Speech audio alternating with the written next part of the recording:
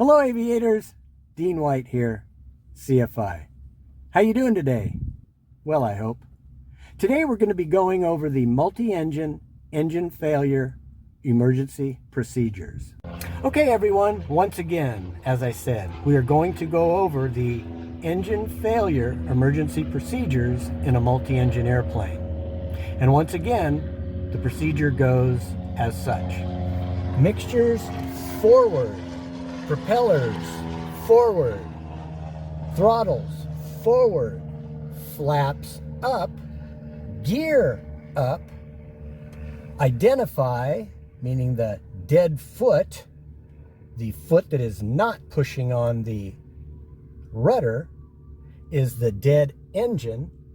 You want to verify by pulling back on the failed engine, and then you want to use your left-right orientation with the right throttle being pulled back, and you want to feather the inoperative engine's propeller just like this. So once again, what we're going to do is we're going to do the procedure as you should in the proper tempo.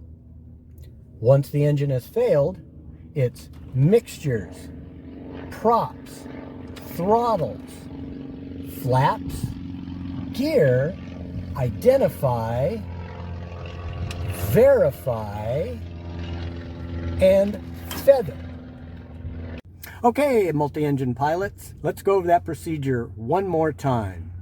And I highly recommend that you get this procedure down cold prior to starting any multi-engine training. In the past, the students that I've taught multi-engine flying have done extremely well when they have the procedure down cold. The procedure goes again as follows.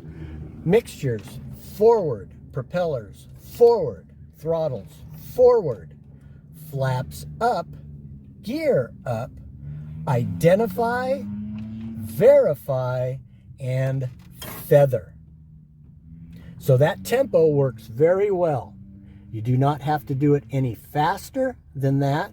That's a perfect tempo in the cockpit. And then obviously you will follow up with your emergency checklist. Thanks everybody for watching, and I hope this was very valuable for your multi-engine training. Have fun in your course. Good luck. Fly safe.